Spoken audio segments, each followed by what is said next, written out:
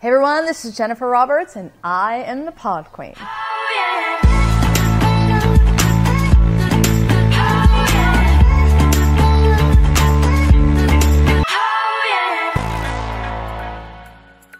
So I'm going to continue talking about fasting today, and I want to talk about some of the reasons that I fast.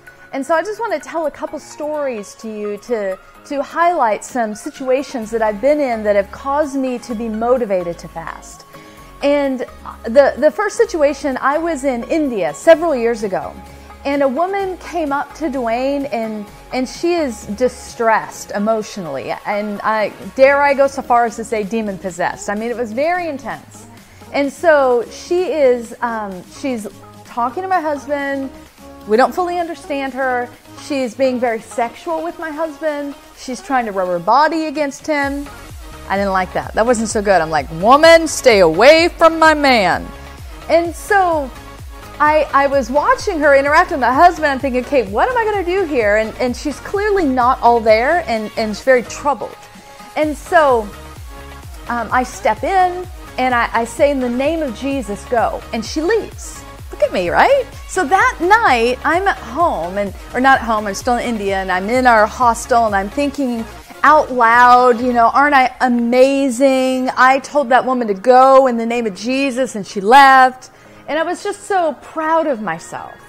And the Lord said to me, He said, she left, but she didn't leave free.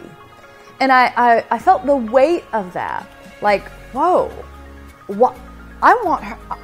What would it take? Like, what would I have to do? What would be necessary for her to actually leave free, as opposed to leave the area? And I started to read, and I saw in the New Testament there were times when the disciples couldn't cast out a demon, and the Lord said to them, "This kind comes out through prayer and fasting." And I'm like, you know what? Let me give up a couple hamburgers then.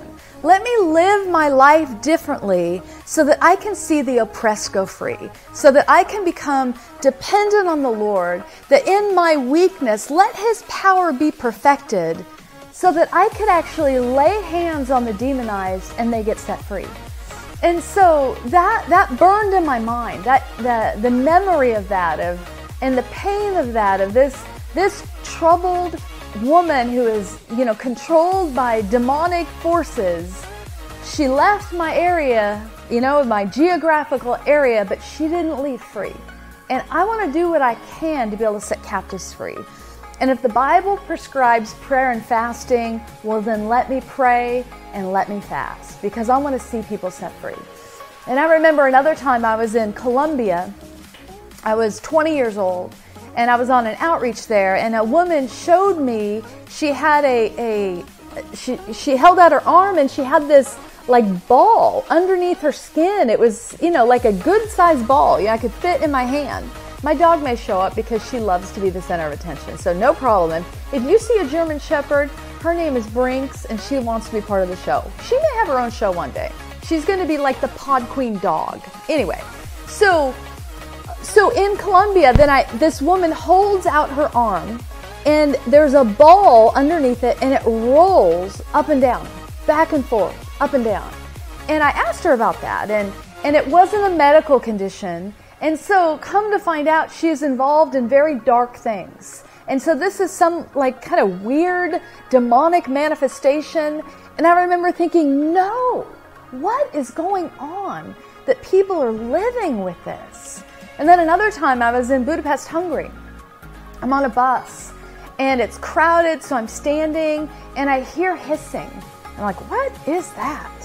And I look, and there is a man who's hissing like a snake, and he's frothing out of his mouth. He's got spit and froth coming out of his mouth, clearly demonized. And I let that burn in my mind, not okay that goes on today. These stories aren't just in the Bible, but they're happening today. And so sometimes as believers, we need to roll up our sleeves and we need to figure out how to set captives free. And the Bible talks about prayer and fasting as a way to set people free. And so for some of you, you're pressing in on a fast for your personal breakthrough. You're pressing in because there's issues in your family. You're pressing in because you want more of Jesus. All of that is legitimate and all of that is good. But also, I know I'm calling myself, and I want to encourage some of you, let's press in for a breakthrough for other people in a way that transforms their life 100%. And if that means I give up some peanut butter, if that means I give up some brigadeiro here in Brazil, if that means I give up some pizza and some hamburgers, then let me do it, because I want to partner with the heart of God and seeing captives set free. And that's what the Podqueen thinks.